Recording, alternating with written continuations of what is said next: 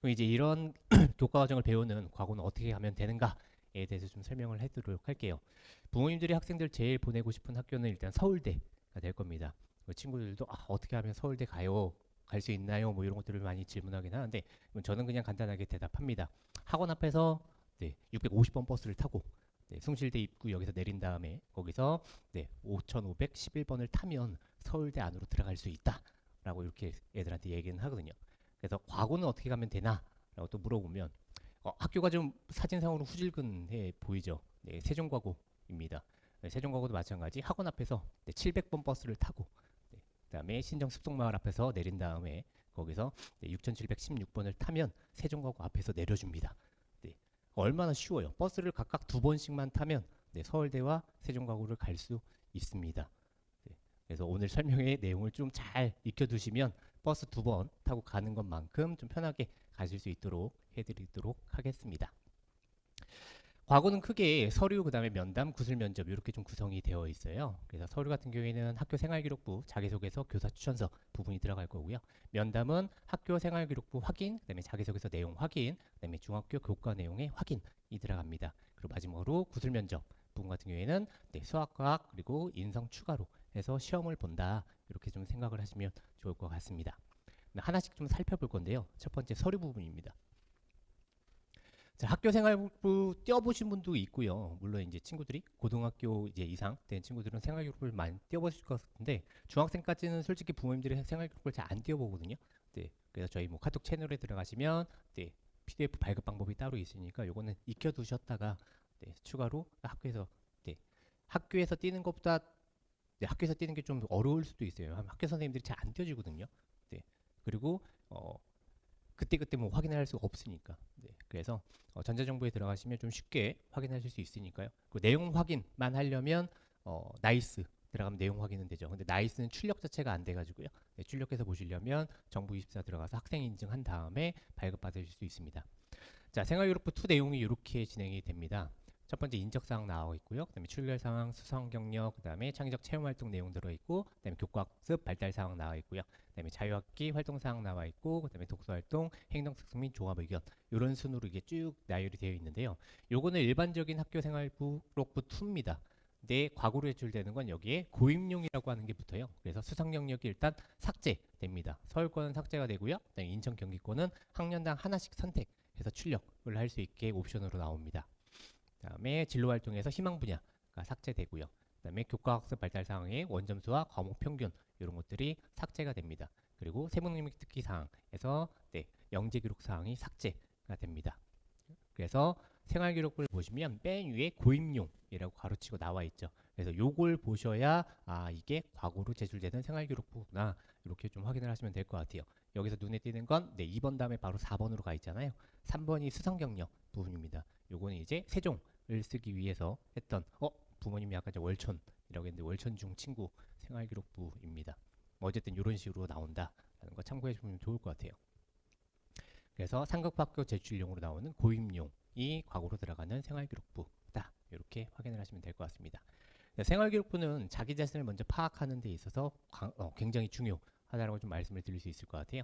그래서 진로활동 부분을 좀 살펴보면 진로활동 부분의 희망 분야에서 이 친구는 생명공학자를 적었는데 과거로 제출될 때는 이게 삭제가 된다라고 말씀을 드렸습니다. 그래서 실제 출력을 하면 이렇게 희망 분야가 삭제되고 그 내용들만 이제 기술이 돼요. 그래서 친구들이 학교를 다니면서 학교에다 제출했던 진로 희망사항, 희망 분야가 뭔지를 과거는 알 수가 없습니다.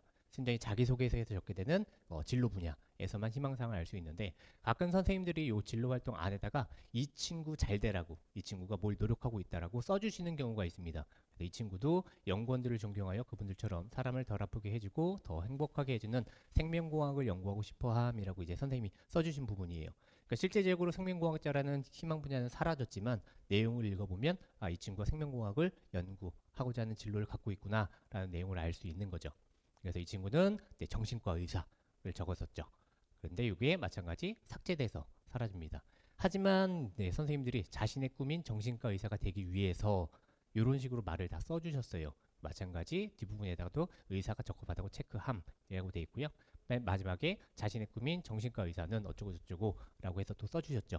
그래서 실질적으로 내 희망 분야가 정신과 의사 라는 게 삭제가 돼도 내용을 보면 이 친구가 정신과 의사를 꿈꿨구나 라는 걸 알 수 있습니다.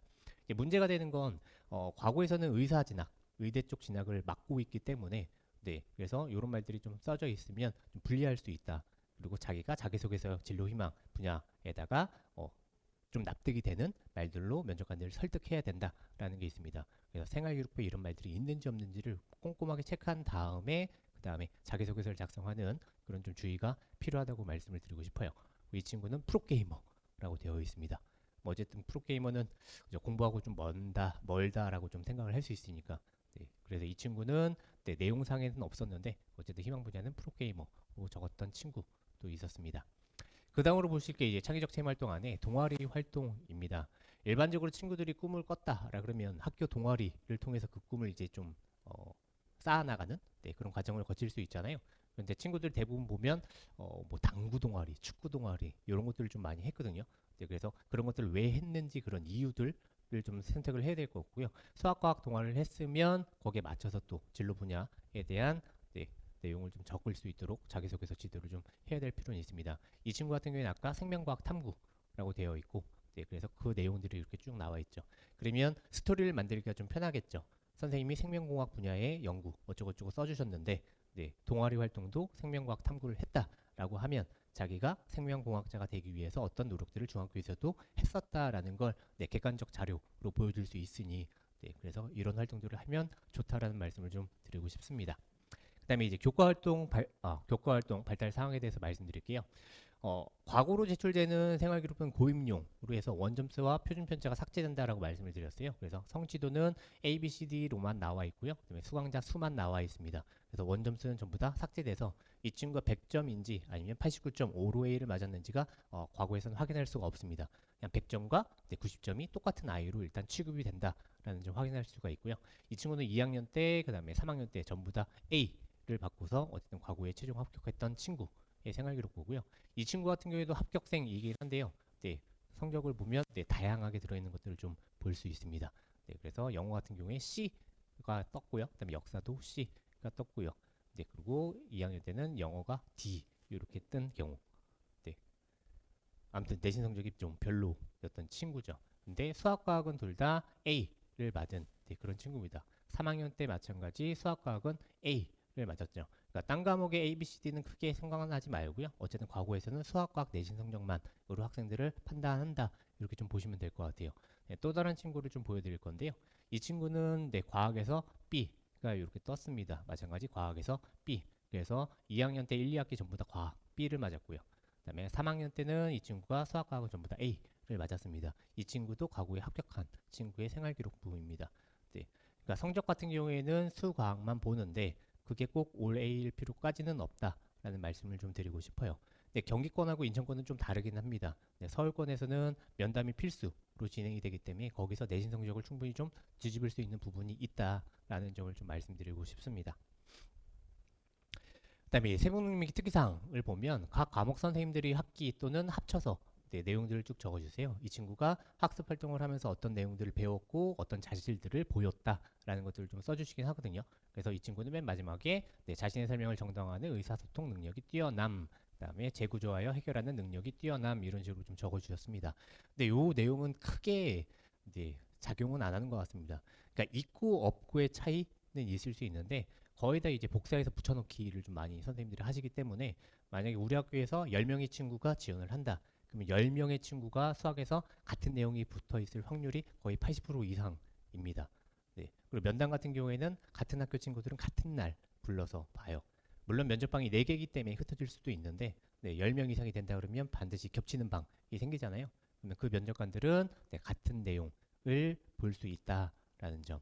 그래서 어쨌든 면접관들이 처음 하는 면접관들은 아니시기 때문에 세부능력 특기사항이 이 친구의 특화돼서 된 내용이 아니다라는 것 좀 알고 계세요. 그러니까 여기에 뭔가 좀 특별한 말이 써져 있으면 이 친구는 선생님이 뭔가 더 써주셨네라는 걸 좀 알 수 있겠죠. 그리고 이 내용 자체가 대부분 그 학습 목표에 관련된 사항들을 많이 적어주십니다. 그래서 과학 같은 경우에 영양소 검출 실험 과정에서 이론과 실험 어떤 경우 쭉 나와 있긴 한데 이런 것들이 전부 다 학습 목표하고 연계되어 있는 내용이다. 그리고 이 친구만의 내용은 아니다라는 점을 참고해 보실 필요가 있습니다. 그래서 수학과학 부분이 있는지 없는지만 좀 확인을 한번 해주시고요. 그다음에 독서 활동 사항을 쭉 보시면 이 친구는 네, 좀 꽤 많이 읽은 친구 중에 한 명입니다. 작년 합격생 중에 도서가 빵권인 남학생도 있었어요. 네, 그래서 요즘 친구들이 워낙 특히 남학생 같은 경우에는 네, 독서 활동 안 적혀 있는 친구들이 많이 있긴 하거든요. 네, 없는 것보다는 어쨌든 있는 것들이 훨씬 유리하다는 말씀을 좀 드리고 싶고요. 그다음에 이 권수가 많아지면 많아질수록 네, 본인이 좀 힘들어할 수도 있다. 예, 면담을 가게 되면 독서 활동 사항을 좀 물어보거든요. 이 책의 내용이 뭐니? 너가 관심 있게 읽었던 부분이 뭐니? 이런 것들을 물어보는데 책 권수가 많아지면 그걸 준비하기가 친구에게 부담이 될 수도 있겠죠. 네, 그래서 수학과학 쪽의 책들이 어쨌든 몇 권씩이라도 좀 들어있고 그게 진로하고 관련된 책이면 더 좋겠죠. 네, 그리고 수학과학뿐만 아니고 다양한 독서들을 읽혀주시는 게 좀 중요할 것 같습니다. 네, 맨 마지막으로 행정특 및 종합 의견입니다. 요거는 이제 1학년, 2학년 거까지밖에 없습니다. 3학년 때 원서를 제출하게 되면 요건 3학년 말에 담임 선생님이 써주시는 부분이기 때문에 3학년께 이제 삭제가 되고요. 1, 2학년 것만 이렇게 나와 있습니다. 그래서 행정특 및 종합 의견은 1년 동안 담임 선생님이 이 친구를 바라본 모습을 적어주게 되어 있습니다. 그래서 내용들이 친구마다 거의 다 달라요. 네, 비슷한 내용이 조금씩 있을 수는 있지만 어쨌든 친구에 맞춰서 써준 내용이기 때문에 이 내용은 조금 꼼꼼하게 읽어보실 필요는 있습니다. 그래서 내가 어떤 능력들을 선생님한테 인정받았는지, 내가 학교에서 어떻게 비춰졌는지 이런 것들을 보고 참고해서 자기소개서를 적어주면 좋을 것 같습니다. 대부분 이제 좋은 말들을 써주시는데 가끔 가다가 이렇게 의욕이 앞서 경쟁심이 과하거나 자기중심적인 생각을 하는 경향이 있음이라고 써주시는 선생님들이 계세요. 어쨌든 친구에게 좀 부정적인 말을 적어주신 거잖아요. 네, 뒷부분에는 네, 어쨌든 발전이 더 기대되는 학생임, 그리고 예절 바른 학생으로 선정된 학생임, 이런 식으로 써주시긴 했습니다. 어쨌든 부정적인 말이 들어있기 때문에 자기소개서 부분, 인성 부분에다가 이런 것들을 좀 어떤 노력을 통해서 극복했다라든가 이런 것들을 좀 써주는 그런 부분이 필요하긴 합니다. 자, 그 다음에 교사 추천서 부분이 들어갑니다. 교사 추천서 부분은 이제 서술형 항목에 대해서 해당 학생, 재학생 몇 명 기준으로 이 학생이 상위 5%인지 10%인지 20%인지 이런 식으로 체크를 하게 되어 있습니다. 이건 이제 작년까지의 양식인데 올해 같은 경우에는 이제 바뀔 수도 있고 안 바뀔 수도 있겠죠. 근데 지금 한 5년 정도 네, 거의 같은 양식으로 네, 진행이 되고 있습니다. 질문들은 조금씩 더 구체화되고 있고요. 네, 요 퍼센테이지 나누는 건 지금 매년 같은 비율로 나눠져 있습니다. 한성 같은 경우에는 요 비율이 조금 다르기는 합니다. 요건 이제 세종 양식에서 갖고 온 건데 세종은 최우수가 상위 5%였는데 한성은 최우수가 상위 1%로 되어 있습니다. 그다음에 매우우수가 상위 10%인데 한성 같은 경우에는 매우우수가 5%로 되어 있습니다. 그래서 퍼센테이지 나눠지는 게 조금 다르다라는 점 좀 참고해 보실 수 있을 것 같습니다. 그래서 이 부분은 수학 또는 과학 선생님이 평가해 주시는 부분입니다. 그래서 교사 추천서는 수학 또는 과학 선생님께 받도록 되어 있습니다. 그리고 두 번째 항목이 인성 항목인데 이 부분은 담임교사의 의견을 반영해서 수학 또는 과학 선생님께서 작성을 해주십니다. 그러니까 교사 추천서는 한 분이 작성하신다. 그거는 수학 또는 과학 선생님이다. 이렇게 좀 생각을 하시면 될 것 같고요. 그래서 서술형 항목으로 마찬가지 퍼센트로 해서 학생들을 체크하게 되어 있습니다. 그리고 맨 마지막으로 종합 의견에서 적극 추천부터 비추천, 추천 보류까지 이렇게 체크를 하게 되어 있고요. 그리고 내용 확인을 필요한 경우 유선으로 연락드릴 수도 있다라고 해서 네, 선생님 전화번호가 같이 들어갑니다. 그럴 때 선생님들이 웬만하면 네, 거짓말 안 하고 좀 써주실 것 같아요. 네. 그래서 뭐 부모님들이나 학생들에게 야 선생님 되게 잘 써줬어. 하지만 실제 내용은 그거가 좀 다를 수 있다라는 점도 부모님들이 좀 인지하고 계셔야 될 것 같아요. 그 다음으로 들어가는 이제 부분은 서류 부분은 자기소개서 부분입니다. 자기소개서 첫 번째 항목은 지원자가 중학교 재학 기간 또는 최근 3년 기간 중에서 자신의 꿈과 끼를 살리기 위해 수행했던 진로 탐색 활동들을 네, 앞으로 또 활동을 쓰고 앞으로의 진로 계획을 구체적으로 기술하시오라고 해서 400자를 적게 되어 있고요. 그다음에 탐구 내용 이건 인성 부분입니다. 지원자가 배려, 나눔 협력, 타인 존중, 규칙 준수, 갈등 관리, 관계 지향성과 같은 네, 실천한 사례를 들고 과정을 통해 배우고 느낀 점을 400자로 적게 되어 있습니다. 그 다음에 탐구 영역으로 네, 수학과 과학 분야에 대해서 네, 첫 번째는 과학 분야에 대해서 자기 주도적으로 수행한 탐구 사례를 주제, 동기, 과정, 결과를 쓰고 800자 내로 적게 되어 있고요. 수학 부분도 똑같이 진행이 됩니다. 그래서 수학과학 800자씩에서 1600자, 그리고 진로 인성 400자씩에서 800자 이렇게 자기소개서를 적게 되어 있습니다. 근데 예전에 이 부분이 이제 1000자였는데요. 800자로 줄어든 지 얼마 안 됐습니다. 그래서 올해 같은 경우에도 더 줄어들 수는 있을 것 같습니다. 왜냐면 자기소개서 부분이 친구들의 좀 부담을 준다는 얘기가 계속 있어 왔고, 네, 그래서 매년 조금씩 줄여가는 추세이긴 합니다. 네, 그렇기 때문에 탐구 활동이나 이런 부분이 좀 줄을 수는 있는데, 줄어들었을 때 문제는 친구들이, 네, 적은 내용이 적기 때문에 면접관들이 거기에 대해서 질문을 더 깊게 할 수 있겠죠.